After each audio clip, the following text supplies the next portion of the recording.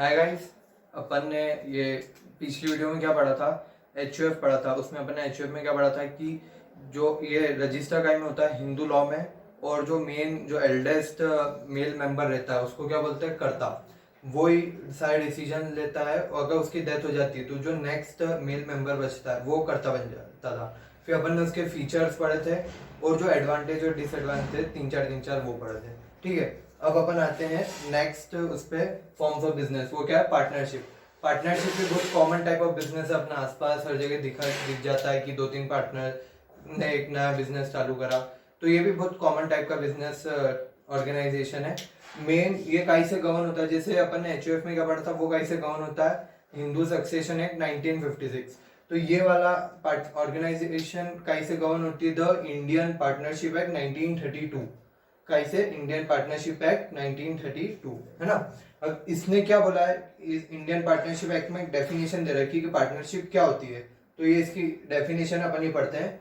उन्होंने क्या बोला है, पार्टनरशिप मतलब it is a relation between two और मोर पर्सन। पार्टनरशिप क्या है, रिलेशन है। रिलेशन मतलब कोई एग्रीमेंट।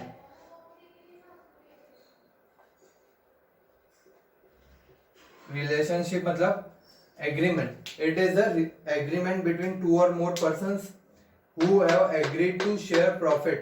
मतलब उन्होंने क्या एग्री करा है कि जो भी प्रॉफिट होगा ना वो शेयर करेंगे। Profit of business.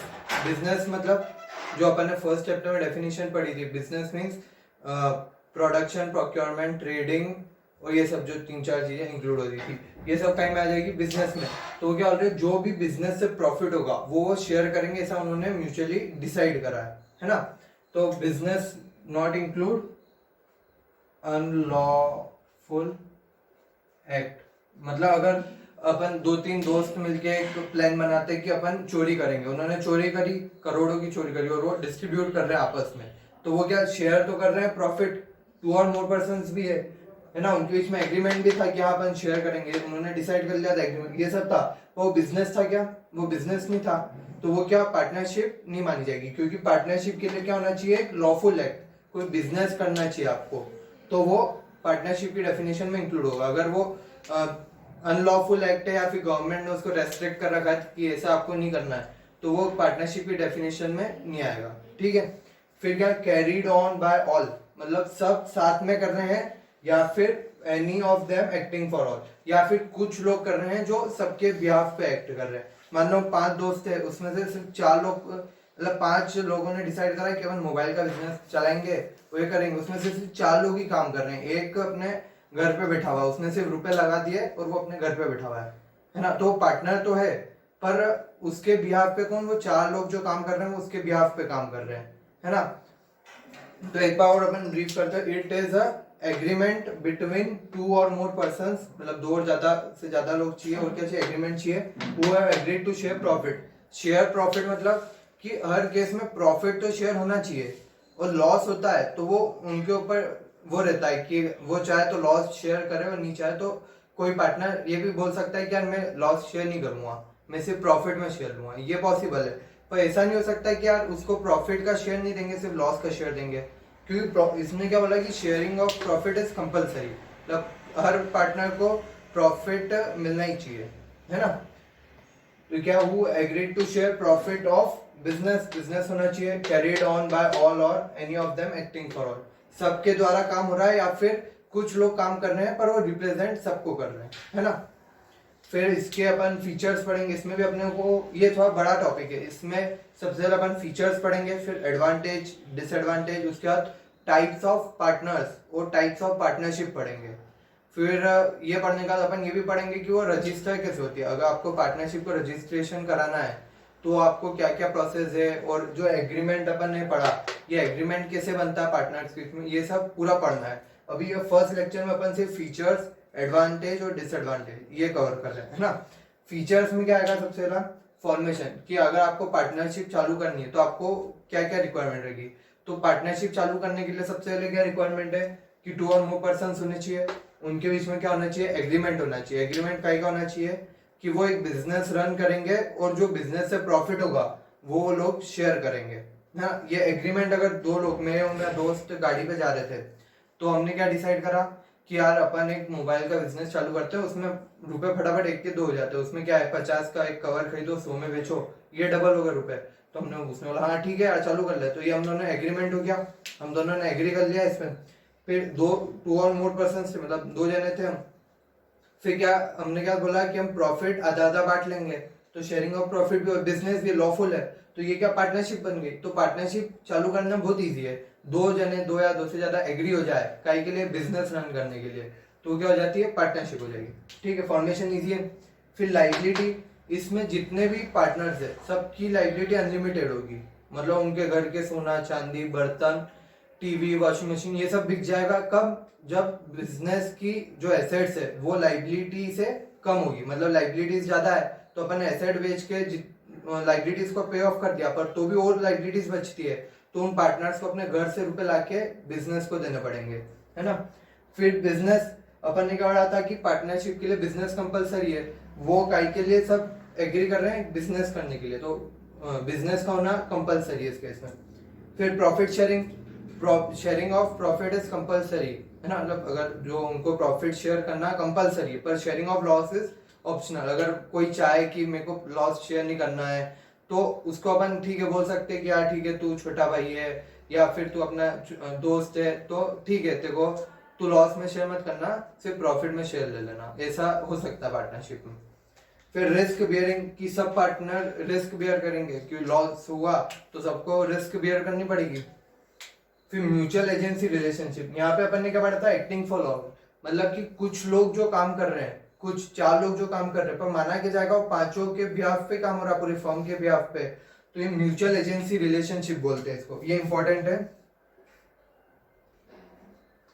Mutual agency relationship, इसका क्या मतलब हुआ कि अगर एक पार्टनर भी काम कर रहा है फर्म पे बिहाफ पे, तो ऐसा माना जाएगा कि वो सारे पार्टनर की कंसेंट से कर रहा है। मान लो एक पार्टनर था, उसने एक जमीन खरीदी फर्म के नाम पे, उसने साइन कर दिया अकेले ने, फिर बाद में पता चलता है कि यार दूसरे पार्टनर को तो पता ही नहीं कि एक ऐसी जमीन भी खरीदी थी हमने, तो वो पार्टनर फिर केस करते हैं, तो फिर जज क्या बोलता है कि ये आपका क्या म्यूचुअल एजेंसी रिलेशनशिप है, कि ऐसा माना जाएगा कि उस एक जो पार्टनर ने काम करा है वो फर्म के नाम पे करा है, तो मतलब वो आप सबकी कंसेंट से हो रहा है, मतलब आप सबने एग्री कर लिया है, ऐसा माना जाएगा। वो करा नहीं करा वो आपका इंटरनल मैटर है।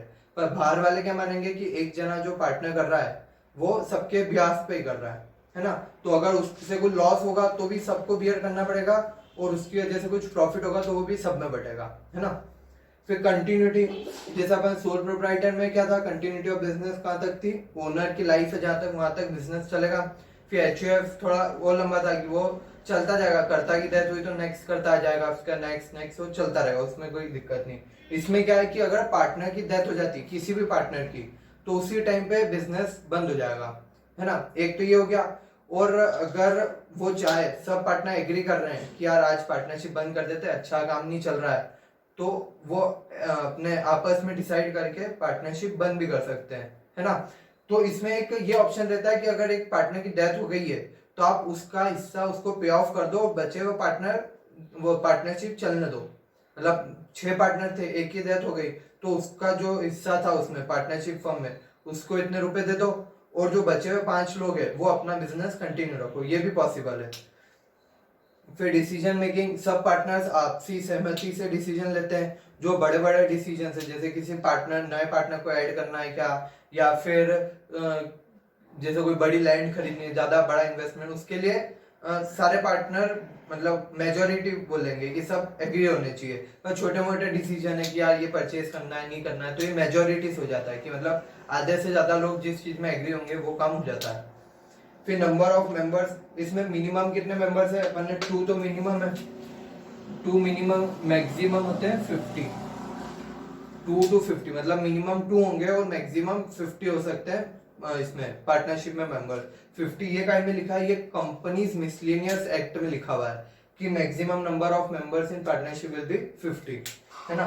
फिर रजिस्ट्रेशन आप ऑप्शनल रहता है, अगर आप चाहो तो रजिस्ट्रेशन कराओ, अगर नहीं चाहो तो मत कराओ, ये आपके ऊपर रहता है। अगर सब पार्टनर एग्री कर रहे हैं, क्या अपन लिखा एग्रीमेंट जो है वो जाके रजिस्ट्रेशन कराना है अपने को, तो आप जाके रजिस्ट्रेशन करा सकते हो, वहां पे उस एग्रीमेंट पे सबकी साइन हो जाएगी और रजिस्टर हो जाएगा। तो उससे क्या फायदा रहता है कि आगे कभी जाके किसी से भी अपनी आपस में झगड़ा होता है फर्म का, तो वो आपस में अपने झगड़ा है तो अपन रिजॉल्व करा सकते हैं कोर्ट में जाके। फिर मेरिट्स क्या है, इजी टू फॉर्म, क्या बोला कि दो पार्टनर, बस दो जने जब एग्री हो जाए कि ठीक है यार ये बिजनेस करना है अपन, तो बस ये पार्टनरशिप फॉर्म हो गई। इसके लिए आपको ज्यादा कुछ रिक्वायरमेंट नहीं है ना, रजिस्ट्रेशन का वो ऑब्लिगेशन है, आप चाहो तो रजिस्ट्रेशन कराओ, नहीं चाहो तो मत कराओ। फिर सेकंड क्या, balance decision making. Balance decision making मतलब वहाँ उसमें क्या हो रहा था, अपने सोल प्रोप्राइटर में एक जना ही था, सारे डिसीजन वही ले रहा था, तो प्रोबेबिलिटी होती कि कुछ गलत होंगे कुछ सही होंगे। तो यहाँ पे क्या है, 5-6 लोग हैं तो आपस में मेजोरिटी से वोटिंग हो रही है, तो इसमें चांसेस बढ़ जाते हैं कि आपकी जो डिसीजन है वो एक्यूरेट होंगे, ये चांसेस बढ़ जाते हैं। लार्ज फाइनेंशियल रिसोर्सेज, यहाँ पे बहुत सारे लोग मिल के वो कैपिटल ला रहे हैं, तो जो फाइनेंशियल रिसोर्सेज की जो प्रॉब्लम मिल रही थी अपने को सोल प्रोप्राइटरशिप में और एचयूएफ में, वो यहाँ पे जाके खत्म हो जाती है। यहाँ मतलब थोड़े ज्यादा लोग ला रहे हैं, मतलब एक से पहले दो है ना, तो एक जना अपना अकेला लगा, इससे बढ़िया दो मिलके लगा तो और बेटर है ना। फिर सिक्रेसी, सिक्रेसी मतलब कि जो फर्म की वो है ट्रेड सीक्रेट्स है, वो सिर्फ पार्टनर्स को ही पता होते हैं, वो बाहर लीक नहीं करते हैं उसको, वो मतलब खुद के प्रॉफिट चाहेंगे ना, फर्म का ही प्रॉफिट चाहेंगे, वो बाहर उसको लीक नहीं करेंगे। तो ये बेटर रहता है कि यार पार्टनर पार्टनर को पता है वो चीज, वो बाहर किसी को पता नहीं चलेगी, तो ये सभी ओनर है।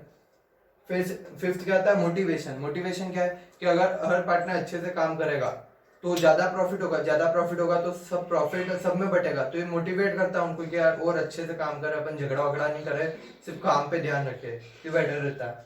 फिर रिस्क शेयरिंग, कि जो रिस्क अकेला सोल प्रोप्राइटरशिप में एक जना ही बियर कर रहा था, अब वो रिस्क भी बढ़ गई है, प्रॉफिट बढ़ रहा है तो उसके साथ रिस्क भी बढ़ रही है, तो एडवांटेज हो जाता है कि ठीक है यार एक जने को पूरे बिजनेस की रिस्क नहीं वो करनी पड़ेगी, हैंडल वो सब में बढ़ जाती है।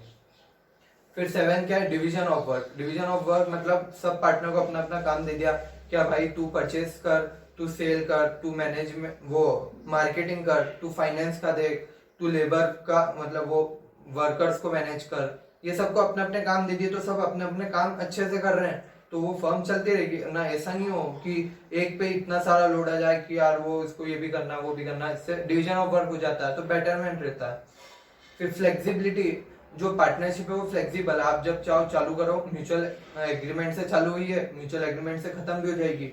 अगर आपको उसकी साइज बढ़ानी हो, कैपिटल बढ़ानी हो, तो सब पार्टनर एग्री कर रहे हैं तो कैपिटल बढ़ा लो, अगर उसकी कैपिटल कम भी करनी हो तो सब एग्री कर रहे हैं तो कम कर लो, उसमें आपको किसी से भी परमिशन नहीं लेनी पड़ेगी। किसी पार्टनर को रिटायर होना है तो सबको बता देगा मैं रिटायर हो रहा हूँ, और ठीक है सब बोलेंगे ठीक है आपको अपना शेयर मिल जाएगा, आप रिटायर हो जाओ, तो फ्लेक्सिबल रहता है, आपको कोई ऑब्लिगेशन में नहीं जाना रहता ना। कंपनी के केस में अगर अपन अभी आगे पढ़ेंगे तो उसमें क्या रहेगा कि अगर कंपनी को शेयर भी बढ़ानी रहती है ना, तो उसके लिए बहुत सारे पहले गवर्नमेंट से परमिशन लाओ, न्यूज़पेपर में ऐड दो, ये वो बहुत से ऑब्लिगेशन रहते हैं, पार्टनरशिप में वो ऑब्लिगेशन नहीं आएंगे। मोर स्कोप फॉर एक्सपेंशन, कि अब 5-6 जने हैं तो यार एक दुकान अपन दूसरी जगह खोल सकते हैं, एक दूसरी जगह खोल सकते हैं, तो मैनेज इजीली हो जाती है, तो अपन एक्सपेंशन का भी सोच सकते हैं, जो सोल प्रोप्राइटरशिप में नहीं सोच पा रहे थे, तो एक ही जना तो कितनी दुकानें संभाल रहे ऐसा। फिर इसके भी डिमेरिट्स है। डिमेरिट्स में सबसे पहले क्या था, अनलिमिटेड लाइबिलिटी, जो अपन ने फीचर्स में पढ़ा था कि हर पार्टनर की लाइबिलिटी कैसी है, अनलिमिटेड है। रिस्क ऑफ म्यूचुअल एजेंसी, कि यहाँ पे क्या हो रहा है म्यूचुअल एजेंसी रिलेशनशिप में, कि एक जना जो काम कर रहा है वो ऐसा माना जाएगा कि वो सबके बिहाफ पे काम कर रहा है, तो अगर उससे कुछ गलती होगी तो वो सबको बियर करनी पड़ेगी, और अगर पार्टनर ही कुछ मतलब उसकी अपन क्या बोलते हैं नियत में खोट हुई और उसने जानबूझ के कुछ लॉस करा है, तो उसके लिए भी हर एक पार्टनर को बियर करना पड़ेगा वो लॉस। ऐसा नहीं बोल सकते क्या उसने करा है तो वो ही बियर करेगा, वो सबको बियर करना पड़ेगा, क्योंकि थर्ड पार्टी तो क्या मानती है क्या ये पूरी उसने अकेले मतलब उसने जो साइन करी है वो पूरी फर्म के बिहाफ पे है, तो उसके लिए लाइबल कौन है, पूरी फर्म हो गई लाइबल। फिर लैक ऑफ कंटिन्यूटी, कि अगर कोई भी पार्टनर की डेथ हुई तो पार्टनरशिप उसी टाइम पे बंद हो जाती है, खत्म हो जाती है, सिर्फ सब पार्टनर में बढ़ जाते हैं रुपए। और अगर किसी डेथ भी हो या फिर कोई विल अगर कोई चाहता है कि यार बंद करो, सब चाहते हैं बंद करो, तो भी बंद हो जाती है वो, तो पूरी कंटिन्यूटी नहीं है उनकी ज्यादा। फिर नॉन ट्रांसफरेबल शेयर, इसमें क्या होता है कि जो उसका पार्टनर का शेयर है उस बिजनेस में वो किसी को बेच नहीं सकता है, अगर उसको वो बेचना है ना तो हर एक पार्टनर की कंसेंट चाहिए रहती है, अगर हर एक पार्टनर मानता है तो जाके होगा, तो ये मतलब ज्यादा पार्टनर है तो पॉसिबल नहीं होता, नॉन ट्रांसफरेबल रहते कि आप इजीली ट्रांसफर नहीं कर पाते हो इसमें अपने शेयर। फिर लैक ऑफ पब्लिक कॉन्फिडेंस, इसमें पार्टनरशिप में क्या होता है कि यार कोई मतलब स्टेबल टाइप ऑफ बिजनेस तो नहीं है। अगर 2 जनों ने आज एग्री करा बिजनेस कर रहे हैं, 2-3 दिन में उनकी इच्छा खत्म हो गई क्या बिजनेस नहीं करना अपने को, तो वो बंद करके चले जाएंगे। तो पब्लिक का उसमें ज्यादा कॉन्फिडेंस नहीं रहता है, क्योंकि वो गवर्नमेंट से भी रजिस्टर्ड नहीं है, गवर्नमेंट उसको रेगुलेट भी नहीं कर रही है। तो ये डिसएडवांटेज है। और मतलब वो बुक्स ऑफ अकाउंट्स ऐसे भी वो पब्लिक को शो नहीं करते, जैसे कंपनीज अपने बुक्स ऑफ अकाउंट्स सब इन पब्लिक शो करती है वो कि हमारा इतना प्रॉफिट है, इतना ये है। और अपन कंपनी को स्टेबल मानते हैं, क्योंकि कंपनी एकदम से छोड़ के भाग नहीं सकती है। तो पार्टनरशिप फर्म तो क्या है, 3-4 लोग थे काम कर रहे थे, एकदम से बंद करके चले गए अपने अपने घर, तो बंद हो गई वो, तो पब्लिक का कॉन्फिडेंस उसमें कम रहता है। फिर 6th, कॉन्फ्लिक्ट्स। ये सीधी बात है यार, 5-6 जने साथ में काम कर रहे हैं तो कभी तू में तो होगी सब में कॉन्फ्लिक्ट्स, तो ऑब्वियस है। तो ये है कि एक जना रहेगा तो कॉन्फ्लिक्ट नहीं होंगे, पर इधर पार्टनरशिप में कोई सब अलग अलग एटमोसफियर से आ रहे हैं, कोई उधर दिल्ली, कोई मुंबई, कोई अलग फैमिली, कोई अलग अलग फैमिली, सब अलग अलग टाइप से आ रहे हैं, तो कॉन्फ्लिक्ट्स होना ऑब्वियस बात है। फिर लिमिटेड रिसोर्सेज। यहाँ पे अगर अपन कंपनी के उससे देखे, कंपनी और पार्टनरशिप को कंपेयर करें, तो कंपनी में तो बहुत सारे लोग अपने रुपए इन्वेस्ट करते हैं, पर पार्टनरशिप में क्या है, 5-6 लोग ही कर रहे हैं इन्वेस्ट। तो एज अ कंपनी और पार्टनरशिप को अपन कंपेयर करेंगे ना, तो उसका लिमिटेड स्कोप है पार्टनरशिप का, कंपनी से लेते हैं। तो एक ये डिसएडवांटेज भी होता है लिमिटेड रिसोर्सेज। और एक और अपन क्या है यहाँ पे, इसको क्या लार्जर फाइनेंशियल रिसोर्सेज, ये किससे कंपेयर कर रहे हैं अपन, सोल प्रोप्राइटरशिप से। तो जब अपन देखेंगे उसका एडवांटेज देख रहे हैं ना, तो अपन उसका पूरा एडवांटेज देखेंगे कि यार सोल प्रोप्राइटरशिप से अच्छा ही है, तो अपन ने ये यहाँ बोला। फिर अपन ने देखा यार कंपनी से तो ये अच्छा नहीं है, कंपनी और अच्छी है, तो अपन डिसएडवांटेज में क्या हो रहा है, लिमिटेड रिसोर्स है। ठीक है, ये इस 3rd लेक्चर होता है 2nd चैप्टर का। फिर अपन अगले इसमें क्या पढ़ेंगे कि टाइप्स ऑफ पार्टनर्स क्या होते हैं, फिर टाइप्स ऑफ पार्टनरशिप क्या होती है, डीडो इसका पढ़ेंगे। ठीक है, थैंक यू।